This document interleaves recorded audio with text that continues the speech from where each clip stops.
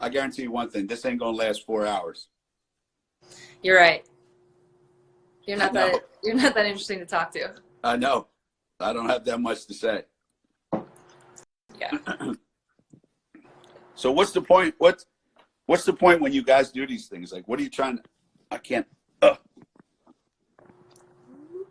I can't What's quite what? figure out I know you think it's dumb. why uh, why people want to be in other people's conversations. It's well, I mean, it's pretty Tell me the obvious, I attraction think. to that. Huh? You don't get interviewed on ESPN. You don't get interviewed on SNY. You don't get interviewed by all these people, and people listen to what you have to say. It's the same thing. You're just able to do it on a chiller level with some different people. And I think people are interested in that. I know, but when I'm getting interviewed by ESPN, I don't look at the screen and have people talking to me and asking me questions while I'm having an interview. But right now, you can't get interviewed by ESPN. Well, you can, but not normally. If you got ESPN, if you had to do an ESPN interview right now, I bet it would be like a Zoom link, and you would have to look at yourself. So you just got to go with it. It's pandemic life. Yeah, well. Clearly, I mean, you're drinking Manhattans at 6 o'clock on a Tuesday. It must be pandemic life, unless that's just how this team made you feel this year. No, I did the same thing Monday, and I do the same thing Wednesday. So the fact that it's Tuesday has nothing to do with it. I'm just messing. So what's up? How are you? I'm doing great. I'm doing great, as much as you can be. Yeah. Okay. Good. Yeah. Everybody's safe, healthy. Everybody's safe and healthy. Good. Yeah. What's up with your workouts? What are you doing? What are you doing to pass the time? I mean, I work out. It's just, creatively. It's getting a little more normal, like more into like it feels normal. But early on, I had to get real creative. And then I ordered like a bunch of equipment. Like I didn't have things like stuff that's easy to do in the house, like a TRX is really easy to have in the house. I didn't have that. We didn't have a Peloton, so we got one of those. So now it's like there's some form of normalcy. We run outside. My sister just got a hoop in her driveway. Big news for me. Huge news. I haven't been able to I actually do have you ever seen the Home Court app? Home court? Yeah. I remember seeing that. Yeah. Okay. So, I mean, full disclosure, I'm an investor. It's actually not why I'm talking about it. It's great for kids. It's great for adults. For the adults, like for a professional player, like anything, if you do it enough, it's going to give you a good workout. So I do all the ball handling on there. I mean, it gets me good. How long? They're only like a minute. So it's almost like you're in like an interactive video game, and it's only like a minute long. But if you do them consecutively or whatever, you can make it a workout. And that's the only time I've touched the ball. I have not shot on a hoop, like a real hoop. I couldn't even tell you in a long time. They tied up the nets in Greenwich. So one day I went out there. There was nobody in this park. The nets were tied up. And it's funny because somebody walking by is not going to understand. I'm a professional basketball player, and I'm working on, at the time I was kind of working on how I'm going to go off pick and rolls just to get my body moving in that way. So I felt like, I'm not even going to quote this movie. I was coming off, I was above the rim. I was playing without a hoop in that movie. That guy plays without a hoop. Anyways, so I was practicing all the moves, and I would literally just throw it off the backboard, right? Because I didn't want to take a real shot and then it gets caught up there. I was just I would go to shoot, I would just throw it off the backboard. And some town park and rec person came driving up. I was like, I'm not out here playing. I'm just, So in this that was early on though. What? In this virtual workout world that you live in, you actually have ups. You actually leave your feet. Yeah, I was I was shooting layups, but when I would get there, this actually was more realistic. I would just miss it. What was realistic about it? The miss. $1 million move, 10-cent finish. That's me. 2 feet it in. I think I shoot 50%. Are you working out? What's your deal? All those Manhattans. Yeah. like every day. Okay. It's been really good. I mean, it gives you something to do. It's like you have something to look forward to. You know? Yeah. You get up, you go work out, come back, have some breakfast, read, drive up to the office, sit there, watch film on your iPad or computer, Work. go downstairs, and yeah, you can't get in the weight room, you can't get in the training room, you can't get in anywhere. So You can't even. So you can go to work, you can go up to school, but you can't go in the weight room. No, everything's locked up. You can just go in your office. Yeah. It's your little. It's like your little man cave now. Well, no, I mean, like if Sarah and CD or Geno is up there, we all sit in our own offices and we talk like on the phone or something. You FaceTime? Yeah, we all get on the screen and we talk to each other. Yeah, just set up a Zoom call. There you go, Zoom call. Yeah, we do a Zoom call.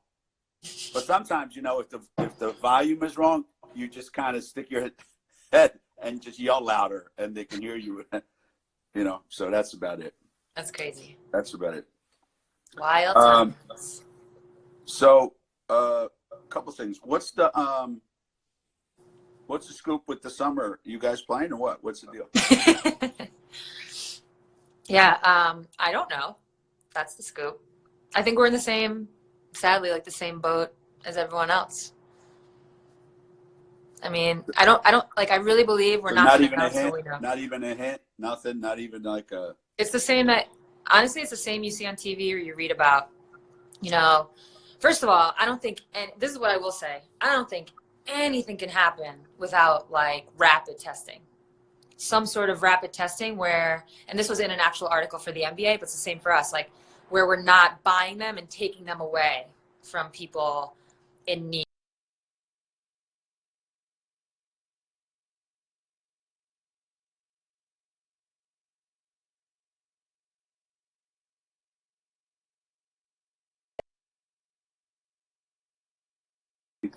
Just telling you, I got my shit together right here, man. Your stuff is all screwed up. Okay. See, this looks like a bad foreign movie. First, you move your head, say something, and then 3 seconds later, words will come out. See, that was you like 5 minutes ago, but I didn't say anything because I was like, I'm not gonna. He's already like put himself out there. I don't want to make him look older than he already looks. Oh, okay. And you're still like off. Yeah. Somehow I knew this would Anyways, come back. No, I don't have an answer for you. When are you guys going to play next year? Eventually. Okay. Good answer. That's about as good as it's going to get eventually.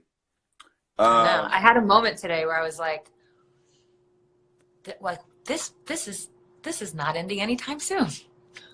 Like basically, so I live in a building, right? So it's obviously a lot of shared spaces. And I went to like touch the doorknob of the trash room, and I immediately like noticed. I like took note of the fact that I just touched a doorknob that wasn't mine, and that's when it hit me where I was like, "Is that feeling gonna?" And that's been like that for like at least over a month now. Right. And I was like, "Is that feeling gonna leave?" No, that feeling is not gonna leave until we have like medicine, you know, vaccines, all that stuff. So I feel like none of us are going to feel normal for so long. That was my first like moment where all of a sudden I was like, oh, my hand's contaminated. I need to wash this immediately. Do you find yourself when people are walking towards you, you start walking away? I mean, yeah, I do for sure. Yeah. Luckily, like there's not a lot of people walking outside. Although today, I'm in Connecticut too. Today's gorgeous. Gorgeous. I know. Oh, I was like, once it gets warm, it's going to be so hard not to be outside. I know. I saw more people on the road today than I have combined. Yeah. All this time. Do you go out besides when you go to work?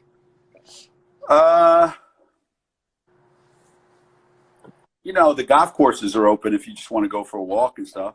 So we can play, right? Yeah, we've done that. And you got to carry? It's funny. There's places that everybody gets their own cart. Right? Oh, you get carts. So it looks like, you know, it looks like one of those go-kart things, you know, where you go to. There's all these carts flying around all over the place. And I got a feeling when this comes back, everybody's going to want their own cart, their rides. Because you play like this. You don't have to wait. You have to drop anybody off. You have to wait for them to hit. You just go. So, and it's great if you don't like your partner. You just go, hit your ball, and leave. You know, say, yo, I'll see you up at the green. Screw you. So you know, that'll be the one good thing out of this. Yeah, that'll be the one good thing out of this. The one good thing. Yeah, yeah. So, what about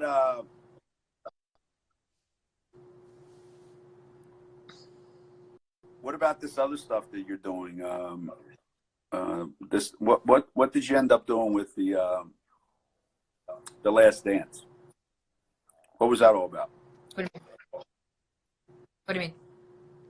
Yeah, like I was watching something else, so I recorded it, and then I came back to it, and you popped up, and they were asking you questions about talk about John Starks' dunk and all this and that. Yeah. What was your role in that? No role. I think whether it was the people from The Last Dance or ESPN, I can't remember now.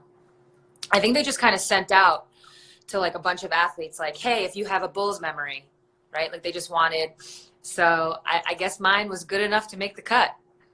And I got a notification like a week ago, like, hey, you're going to be in next week's, Save the Last Dance. Because they've been having like random people, athletes, actors, just kind of tell a Bulls memory. And little did I know it like fit perfectly into the storyline because they went into detail about that series. And it's funny because I said this, I was on a recap show also, I said this. It's like, I was 12, So for all the people who are I got crushed. And I was telling your son last night, killed on Twitter for saying that John Starks dunked on him. So I'm trying. Yeah. So for the 12-year-old me, that dunk was like, as a Knicks fan, that dunk was like, that's all we have in Knicks history. It was a huge dunk. And 12-year-old me also had no idea that he went to Atlantic City and like that whole storyline. I had no idea. Like, why would I know that? I wasn't like tuning into the talking heads at that point. Or maybe like my dad listening to like, Mike and the Mad Dog or whatever it was back then. So I had no idea. So seeing that in this documentary was the first time I knew that whole storyline.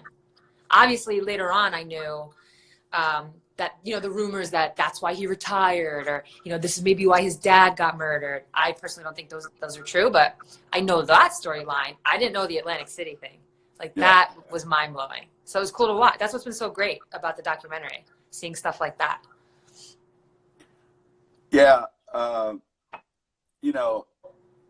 People have their own perception of what, because you're in the public eye a lot, but people have their own perception of how they want you to be and what they would expect you to be.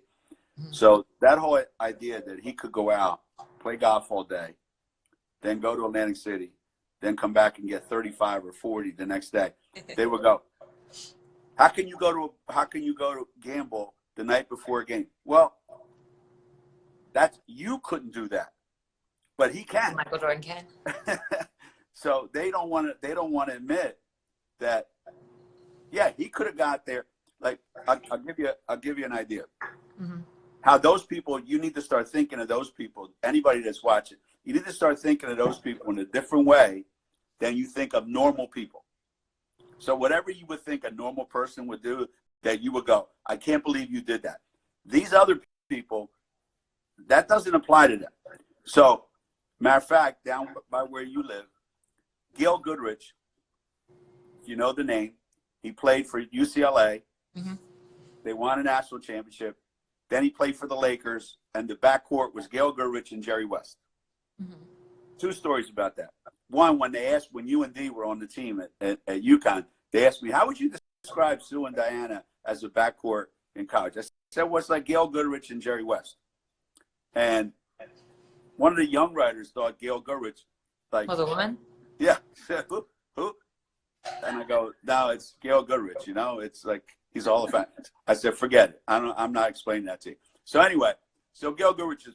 You need some updated comparisons. Yeah. I had to catch some. You have to work on material. That. Yeah. I needed either older writers or I needed new material, one or the other. So new material. Anyway, he lives down your way, and we played golf one time. Mm-hmm. And I was asking him about Will Chamberlain, right? So I was asking him about Will Chamberlain. And he said, what was unbelievable was, I thought you lived in a nice neighborhood. What the hell is going on? Honestly, not to cut you from your story, sadly, ever since this COVID stuff, it's like crazy, the amount of sirens. And I'm always just like, dang, like, what is that? It's crazy. Because Greenwich got hit pretty hard. I mean, it was a lot of New York City people coming back, you know? But the Greenwich Hospital is, I think, like one of the... Anyway, so that's what that is. It's kind of like a regular thing. Yeah. It's really sad. It's I really know. sad. I know. Anyways, continue. Gail Goodrich, you were playing golf. So we're playing golf, and I asked him about playing for the Lakers, you know? He was on that team that they won 33 straight. So we're talking, and I said, what was it like, you know, playing with Will and all that? And he made a great comment. He said, you know, Will used to show up at games, 7 o'clock game, let's say. So he'd walk in at 6 o'clock. And he'd have a T-shirt on, muscle tee, shorts, and flip-flops, because he had just spent all day playing beach volleyball in Los Angeles on the beaches. Then he'd show up and he'd go, all right, guys, let's do this. And he would get 30 and 20. Yeah. So some people can do that. And in Barcelona at the Olympics, guys would talk about that the day before a game, or if they played a night game, during the game, those guys would play golf. So people should not look at that and go, I can't believe it. I can't believe it. Those people are not human. They're superhuman. Yeah. I mean, but some of it is like, I do think that, I mean, you know the commercial with Kobe Bryant and Kanye West? If you haven't seen that, there's a chance you haven't. You need to like YouTube it immediately after this. It's like this funny thing where Kobe's kind of giving this like how to be great speech, almost like as if he's you know, one of those gurus. Yeah. And anyways, there's a banter, and at one point, just go watch it, I'm not going to ruin it for you, but the final line is something about the same animal and a different beast. The thing is, like, athletes, when you're great like that and there's like a mentality there, that mentality doesn't stop with basketball, right? Like, it goes into all these other aspects. So to your point, it's like Michael Jordan, he had to like I don't know, like that's how he operated. What you saw on the court, that doesn't just stop in your regular life. But then there are other things too, like when he was talking about, and I said this the other day, it's like, if you haven't been on a basketball team, or I should say, let me rephrase, you have not been on a basketball team, a real one, if you have not had teammates fight, like whether it's verbally or physically, you have not been on a basketball team if a teammate hasn't said something like, yo, tell her not to shoot. Hey, you, don't shoot. You have not, like, and I'm not saying this to be like, this is not a disrespectful thing. Many times in games, I've had to go to a coach during the game and be like, hey, you need to get so-and-so out. Because when you're a player, there's a different feel there, you know, like you can just tell something. That's not like the guy who wrote the book, or whoever read the book and took it this way, took those things that Jordan was doing as like negative. Like that happens all the time. These are normal things. Right. So that was interesting too, to see people's responses to it. I think athletes or basketball players were probably like, no big deal. Like that happens all the time. Yeah, I think sometimes they forget these guys are workers. They're co-workers. Yeah. And you you personally in your own job, wherever you're working, you have disagreements with people you work with. Mm-hmm. You know, that's what these guys are doing. Have you ever had to tell a player not to shoot? Hell yeah. Can you give an example? Name names. No, I don't want to name names because that wouldn't be fair. Okay. But I did do this one time. We had a kid that swore she was a great three-point shooter, but she wasn't. But she would make just enough to make herself or you think that she was. Mm-hmm. So one day we were at practice, and she catches the first pass, launches one up there, doesn't go in. I don't say anything. Now we go down. We're on D, blah, blah, blah, blah. We come down, pass. She catches it, second pass, launches another one, misses. I said, that's it. I can't let it go any further, you know. So I stopped. And I gathered everybody around, and I said,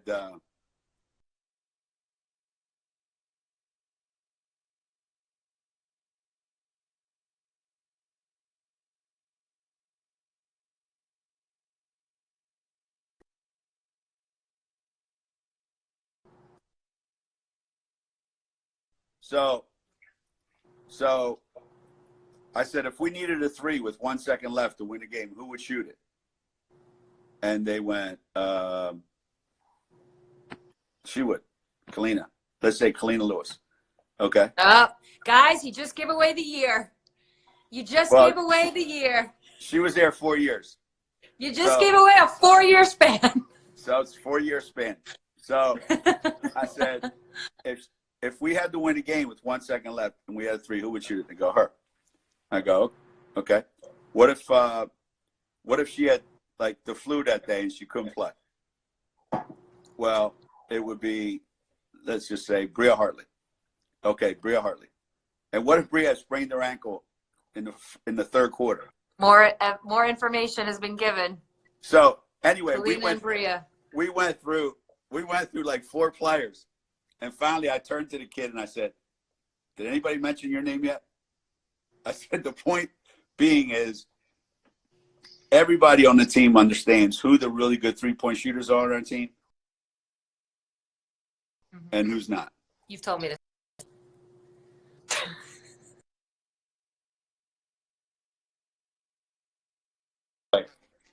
Tell me this this Instagram show that you have. What's it called? A touch above, a touch more. What is it? You know, it's a touch more. Yeah, it's a touch more.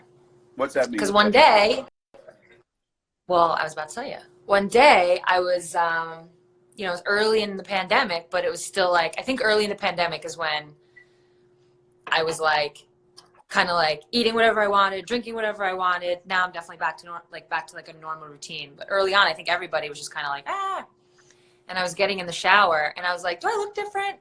And Megan said something to the effect of like, no, like there's like a touch more.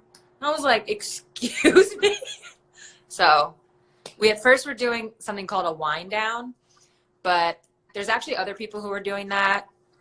And so we decided to change it to a touch more. There was a lot of fan input, which we appreciated. People voted for a touch more, so we stuck with that. And it's just us kind of on there. It started with just us on there, like playing music, talking, reading the comments, kind of like interacting. And now it's become more like things started to develop. We actually have like ongoing segments and like we have guests now. And we kind of put them through a rapid fire, which I have a lot of fun with. D's was like an anomaly for sure. That went a little long. But I mean, that's what it is. When Dee and I get together, and then me, Dee, Megan, and Penny, you know how, I mean, you've witnessed it. Actually, Mike and I were talking about this last night. It's like we go to dinner, and then dinner, it goes to 3 hours, and before you know it, it's like you're closing down the place. You've just been catching up for 6 hours, probably telling the same stories like you just told me, and like repeat, but it's fun. And that's what that was. So it was really fun. You're going to be a guest on it, right? I'm doing your show, so now you got to do mine. A touch more, huh? Yep. Maybe Megan was being kind. Maybe it was more than just a touch. Did you just hear that part about I'm doing your show, so you have to do mine? You're just gonna. Do you stay up that late? It's 9 o'clock on Saturdays. 9 o'clock on Saturdays? I'll do it. Okay. I'll do it. You could probably use the changing scenery. Oh, I was gonna say we could probably use your followers to jump on. That would really help us. You should. Well, if they all jumped on at the same time, they could all fit on one couch.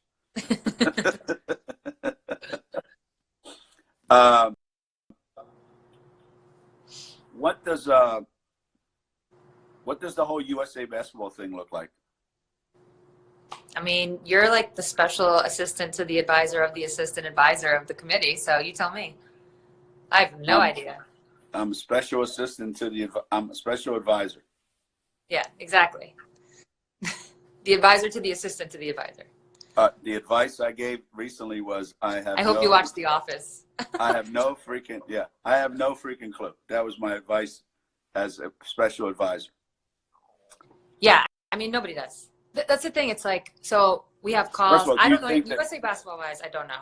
I haven't had any. Do you think there's even going to be an Olympics next summer? Man, you're talking to me like I'm Dr. Fauci. I don't know. Hey, by the way, he's coming on as a guest. On your show? Yep.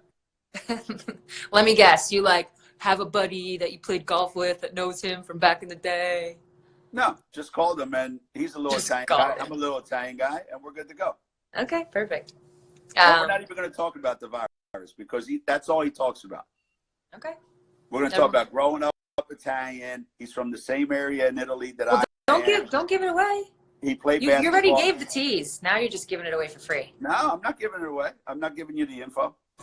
Anyways, no, Olympics, again, I want it to happen. I hope it happens. Obviously, we have way more time to figure it out till then versus like the WNBA season. But the way it feels, mostly for the WNBA because it's so close, but even for the Olympics, it's just going to be, you know, the minds get together and they come up with a plan and a contingency plan, and if by this day plan and if by that day plan.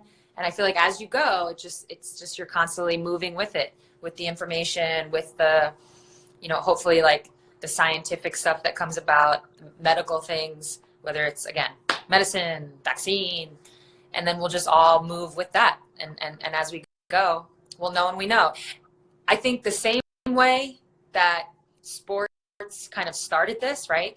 A lot of people didn't take it seriously until the NBA got canceled. And then it was like, oh, man. So the same way sports started it, I think sports is going to end it. Sports with fans is going to end it. Sports without fans, because I think sports without fans might happen way earlier. And then that's like a whole financial, does it make sense, yada, yada thing. But sports with fans, a sporting event that has fans attend, will be the mark of the end of this pandemic, in my professional opinion. Yeah. He was on it from the start, by the way. Yeah, you were right about that. He was on it from the start. This man told me, I remember the day because he was visiting me in Seattle. This is my father, by the way, for everyone. He told me on February 20th, I vividly remember again, because he was visiting Seattle only for a couple days. He was like doing his thing on his laptop, and he goes, "Hey, Sue, this virus is serious. I wouldn't be surprised if the Olympics are canceled." And I was like, shut up. And I was like, no, Dad, it's the Olympics. Fast forward like 2 weeks. So it was funny because when people were asking me about that, I had like in my own way kind of already mourned the Olympics. So when it actually happened, I was kind of like, hey, postponing is better than canceling. I was hyped. I was excited. Not just for myself. There's like all these athletes. If you cancel an Olympics, that could be your one shot, right? For like, who knows, like a swimmer or track, like all these individuals. Yeah. I feel like teams a little different. So yeah, postponement sounded amazing. There you have it. Dr. Bird in the building. Dr. Bird in the building. You were yeah, I'm not going to get into that. Next question, please. But you're already old. One more year. Yeah, I know. One more year. Once I retire, I'll be young again. Yes, you will. You'll be a young retiree. What's up, Britt? BG's here. But now you'll be. You had said something in the paper about you don't want to be on the team unless you deserve it. This is true. I mean, why would I want to be on the team if I don't deserve it? Well, I'm assuming you wouldn't be on the team if you didn't deserve it. There you go. So, what about the WNBA, USA Basketball, that theoretically Where are you going? Two guards that if they'd have played this summer, that were going to start in the backcourt. One's 40 and one's 38. Sounds like the most experienced team ever. I know. Being devil's advocate, somebody would say, how come there aren't any young guards out there that can beat you guys?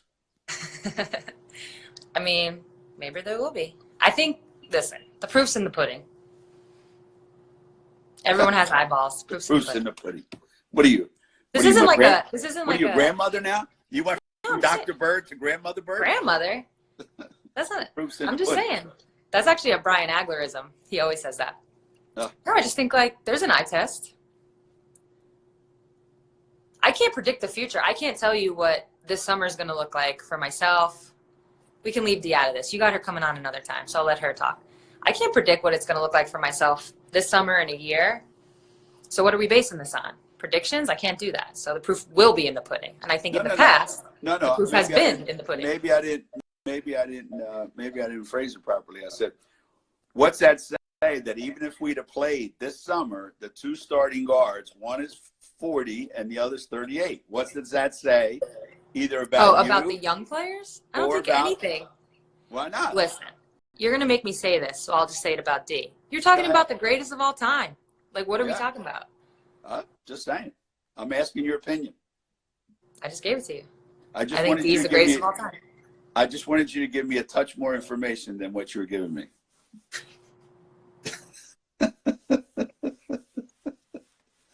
Is that why you keep touching yourself? Yeah, I have an itch. Touch more here, touch more there. I'm trying to scratch it. Mm-hmm. Making you uncomfortable? Yeah. I'm very, very uncomfortable talking about. I'm glad I don't have to coach 40-year-old guards. So right. That was the other question that came up. That we talked about. How do you think young people today are responding to what they see when they watch Michael Jordan in his prime? I mean, for a lot, like, it depends how young we're talking about. Speaking of my dad. Let's say people who grew up with Kobe and LeBron. Right. No, I'm saying for a lot of people, it's the first time they're seeing him, and I think they're in awe. Yeah. I think, first of all, the way the documentary is set up, if you're an athlete, I mean, actually, it doesn't even matter if you're an athlete. You're feeling something. When they're in the first episode, when they're showing him going against as like a rookie, and even maybe it was his third year they finally got to when they first got to the playoffs, right? Second, third year, and he's playing against the Celtics, and he's dropping like 60. First of all, they're playing amazing music. So it's like the music, it's like you're into it. You're watching him go crazy on these old players. If that doesn't get you like going, I mean, all these other NBA guys, you can see they tweet about it. They're like, oh, I want to work out so bad right now. This documentary is like motivating people. And I think if you haven't seen a lot of Jordan and you've only seen Kobe and LeBron, you're now seeing where Kobe and LeBron got a lot of their swag. For Kobe, a lot of his game. I mean, he even said it himself, obviously, in the last 2 episodes. So, yeah, I think they're kind of like, oh, this is what they meant. Right. You know? How could you not? I mean, they wear his shoes, so it's only right that they know his story. That actually came up in one of the games. I don't think they had it on the show, where some guy was giving him grief that was guarding him in the league, and trying to talk trash. Yeah, and he said, "Yo, dude, you're wearing my shoes." Yeah, I know. That's always funny to me when people wearing other people's shoes and what that's like. Right. But yeah, I mean, in so many ways, on the floor, off the floor. I mean, last episode was a lot about Jordan and how he didn't get involved politically, didn't get involved in like activism. A lot of it was about that. And it's like, you can argue left and right, not literally left and right. You can argue like up and down if he shouldn't have. But he had to go through a lot on the floor and off the floor. So all these other guys got to learn from that. And he kind of had to break down a lot of barriers in a lot of ways, or not, right? In this case, he didn't. He kind of stayed out of it. But a lot of guys got to learn from his decisions and the ridicule in that case that he got. So they got to look at it differently. So in a sense, you know, I've actually said this on a couple of shows that I've done. It's like, in a sense, Jordan walked, so LeBron, Kobe, so on and so forth could run. And it's like that in every sport. There's always a first. And he was the first.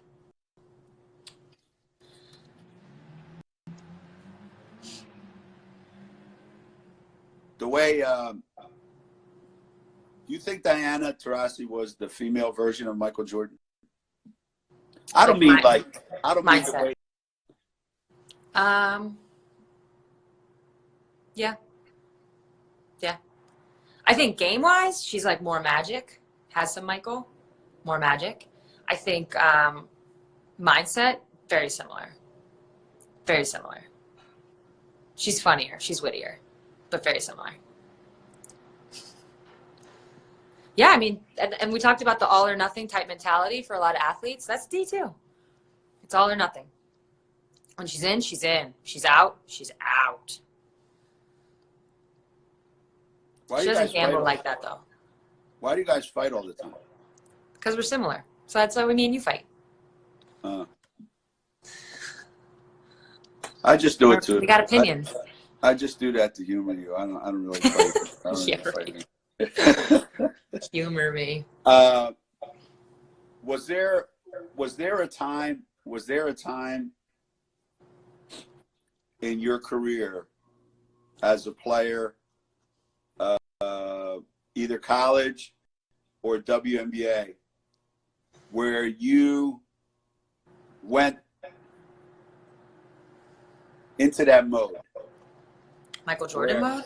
Where you, if you look back now, you would say, I remember this particular game.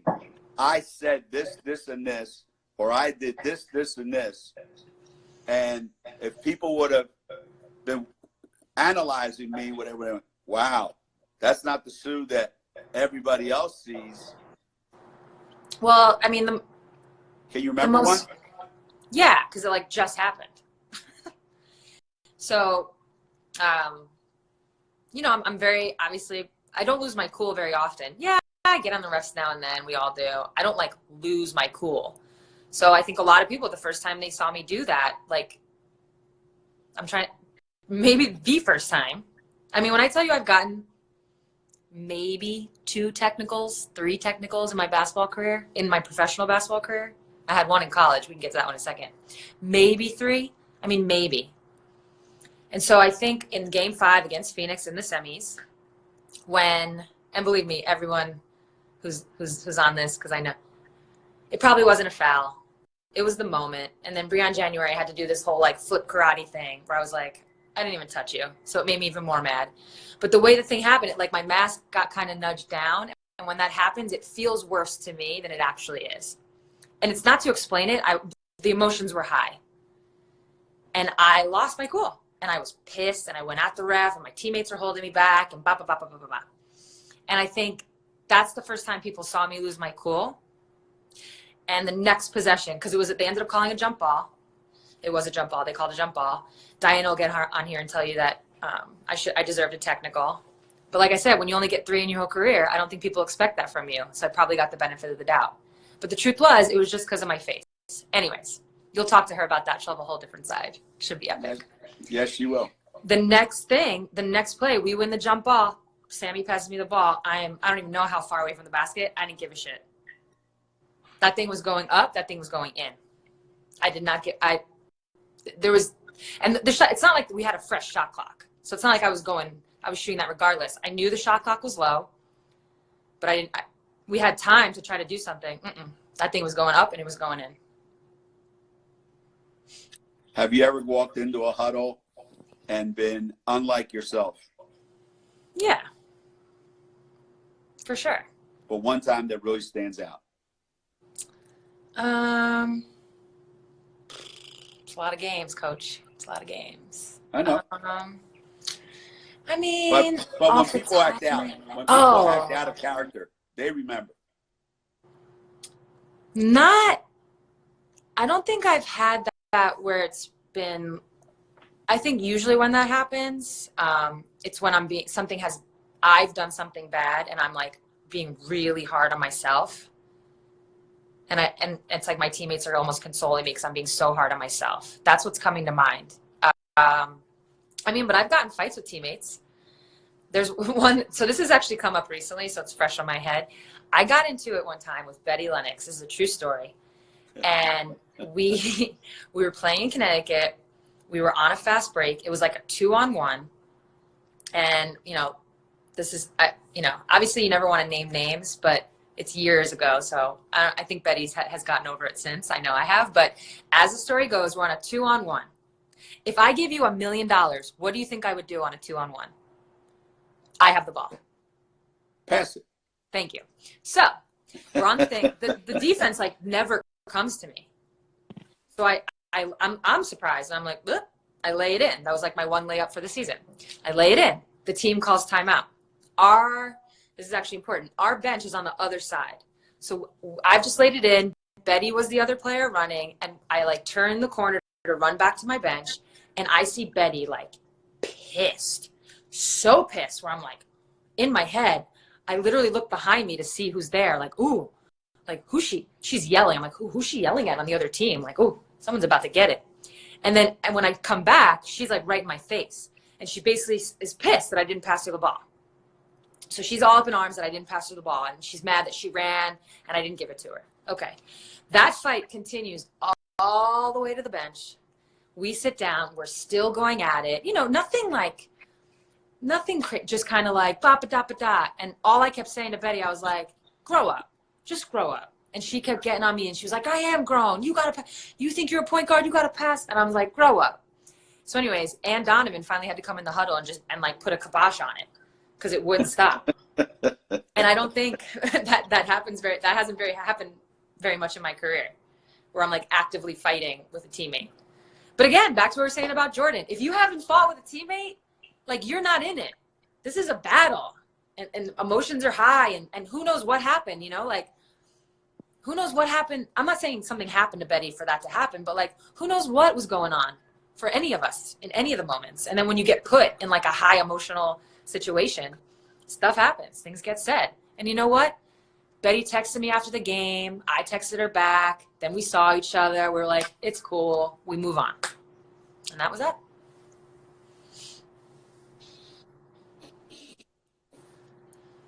Just another day at the office. What about you? You ever lose your cool? Once in a while. I've heard people say that I have. I can't remember exactly when. What's the most embarrassed you've been when you've lost your cool? When you went home at night and you were like, dang, that was and I'm not trying to, it doesn't have to be maybe like, you don't have to tell me what you said or who it was directed at, although if that plays a part, by all means. But when you went home at night and you were like,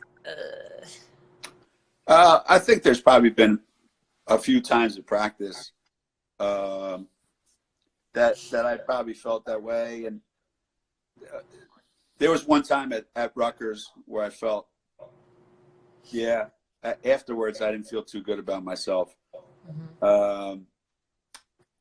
There are times when you just react, no thought about. And you know the funny part about it is people go, wow, that was really well thought out to get that technical there because it really ignited the team. Like during a timeout, you go, I got the solution to this game. I'm going to act like an asshole. Get at the it 2-minute mark. When we were playing my sophomore year, you got thrown out. That happened. And CD had to finish the game. Mm-hmm. Oh, that was at the XL Center. Mm-hmm. We were playing Kentucky. Yes. Yeah. I remember that. I've seen you at your worst, my friend. That turned the season around. Yeah, great timing. That was great strategy. Awesome. So Diana said something about she wants to be an owner. Yeah. Of a team. Did she necessarily say a WNBA team? Was that what you guys were talking about? I mean, that's what we were talking about. She made a comment about, which is true, that like more women, I mean, you say this too, like more women need to get involved in women's sports, you know, all that stuff. Yeah, that's the part that, not to interrupt, but that's the part that pisses me off the most, is that I think there's a lot of people out there that are in a position to be able to affect the trajectory of these things, whether it's women's basketball, women's soccer, women's softball. It doesn't really matter what the sport is, that have the ability and for whatever reason choose not to step up. I mean, listen, I could sit here and I agree. I would love for more women to get involved, especially the ones you're talking about that have real influence. But it's not just one thing. All things can be true. That's actually a better way of saying it. Like, why aren't there more women billionaires out there? Why aren't there more women? You know what I'm saying? It's like all things can be true. So, yes, we would love to have more women involved. What I actually missed an opportunity to shout out my team, because my team does have women owners. Mm-hmm. We do have 3 women who own our team, and there are other female owners in our league. But yeah, that's what Diana was talking about, just getting more women involved. And that's when she made the statement. So I'm assuming she was talking about women's sports teams, not men's, for herself. But I mean, she's always been like that. That's always been, and I tried to get it in there. Like, she doesn't want to rebound. She looks at coaching as rebounding. She like makes this connection to it. She's like, I'm not trying to rebound for anybody. So she wants to own it. But to her, like, that's her mindset. She said it. She wants to be in the suite, watching the game, and like, this is my team. Yeah. Yeah. She wants to be Pat Riley, actually. No. Without the coaching part.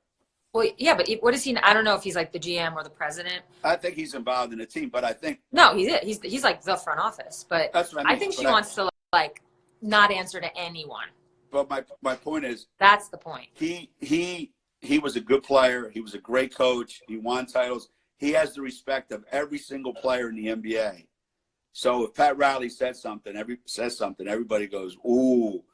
I think that's who Dee would love to be. The person sitting there that everyone, when she opens her mouth, goes, they already do that. If said it, it must be true. They already do that. Yeah, they already do that. It now because they got to put up with her crap on the court. But once she stops playing, I want to hear. But that's my point. I don't think she wants, like, Pat Riley still has to answer to his owners. She's not trying to answer to anybody. Yeah, I know. I get that. And I don't think that's that's not a diss on her. Do you remember that time in Las Vegas? Do you remember the time in Las Vegas during training camp? When you guys were bitching when I drafted something. The winning team? Yeah, you guys were bitching about something. So I wanted you to bring this up because Diana might be a shitty You just brought it up. I know. I wanted you to bring that part up, of course. I drafted the team that won. Of course. I knew that was coming. But is it true? I remember you guys were bitching is it about true? something. Whose team won? Let me finish. You guys were bitching about something. So I said, okay, why don't you guys pick the team and you guys coach the team? And we didn't coach. No. We didn't coach. Well. No. We didn't coach. We were on those benches. We didn't coach. We cheered. You didn't coach? You guys were running around being like George we were Steinbrenner. Excited for that must be what it feels like when you are a GM. You guys fired the coaches. You guys fired the coaches like 3 times during that training camp. No, we sat on the bench like a good owner does, like a good GM does, and we put pressure on the coach to win. And that's what happened. No, we did not coach. That is so tell everybody how I let you guys pick the teams and then scrimmage, mm-hmm. and how you and Dee were fighting over draft picks and why your team won. Well, you just told the story.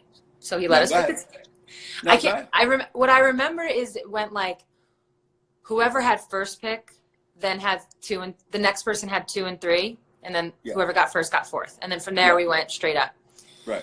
And I actually don't remember, the true story. I don't remember like who went where, when, why, and what, but I know my first pick. I don't remember if I had pick number 1 or if I had the 2, 3. That's what I don't remember. With the first pick that I had, though, I took Courtney Vandersloot. Courtney Sloot was balling that camp. Yeah. Like, killing. And me and Dee were hurt. So we both, like, I was just coming off my knee surgery, and I think she, like, maybe broke her wrist. So we were both hurt, so that's why we weren't playing.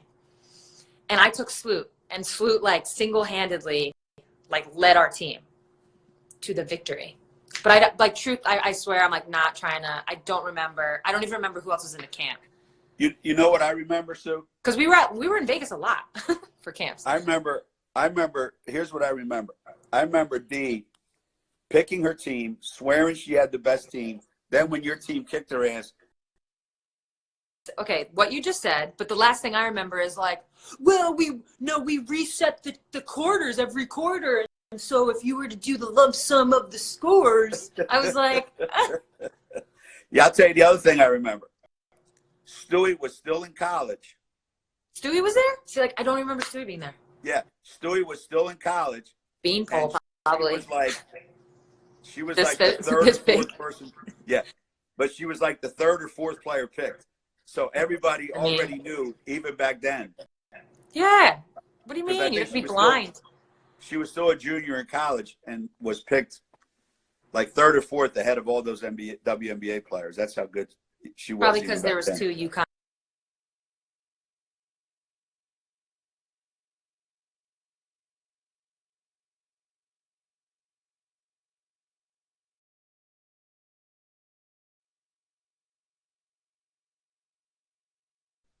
We're getting close. I don't know when we actually got on, though. We can ask people.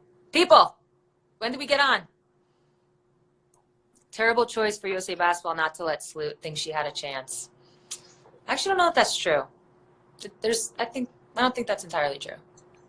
Yeah, there was a lot She of ended up getting a passport, which is like a very viable business decision. Listen, people want to comment on who was on the team, who wasn't on the team, who made the team, who didn't make the team. There's a lot of things that go into 6:20-ish. All right, we have like 10 minutes-ish. that are happening behind the scenes that you don't get to see. So it's not always about what you think it's about. So relax, I mean, you comment, people. Isn't The Last Dance just absolute proof of that? That's right. That's right. That's right. Who was, I mean, we could go the last 10 minutes, we could talk about, like, I hate talking about politics and stuff. I thought this was a politic-free zone. Huh? Say that again? I thought this was a politic-free zone. I know. That's why I don't want to talk about it, because I don't want to make this, I don't want to, We can talk about whatever you want. No, I don't want to go into all that. BG wants you to send her some wine. Who does? BG wants you to send her some wine. Yo, hit him in the DM. Give him your address. Let's go. She went to school at Baylor. What the hell does she know about great wine? What does that have to do with anything? You know, this is where college coaches, you guys just can't let go. Just let go. It's supposed to be, see, that's the difference between you and everybody else. It's supposed to be a funny comment. Right away, you go and attack college coaches. Well, you do it all the time. You attack college coaches. You know why? Because college coaches are always looking at you guys and going, you know what? You guys don't get it. You don't know how hard it is. You literally are like, you don't know how hard it is to coach. You're just stuck in the same 4-year cycle. You just repeat your 4-year cycle. Be quiet. Anyways, ask a question. You felt like you had something to say. In Texas, BG would have had to like get a special license to drink. BG just said you didn't. BG just said you didn't want her. BG just said you didn't want her. That's a lie. Now, all right, BG. That's you're a on lie. the queue now. She knows it's a lie. After D, you're on Coach's show. I'm like giving you a lineup. She was all about. I gotta save the rapid fire for when he comes on my show. I'm staying home. I'm staying close to home. I'm staying close to home. Are you refilling? Was that a refill I just heard? No refills yet. I have to wait till I get off. I don't want people to get the wrong impression. So the question I was going to ask is going beyond basketball. Mm-hmm. You got to think that it's getting close to the end. You know, you only got a couple holes left, and you think? Yeah, I think you got a couple left.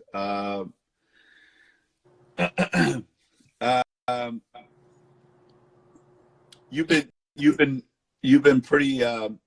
pretty active in a lot of areas outside basketball. Is that where you think your future is going to take you? Into politics? Activism? No, not politics. Just being an activist. More so on a full-time basis as opposed to, being part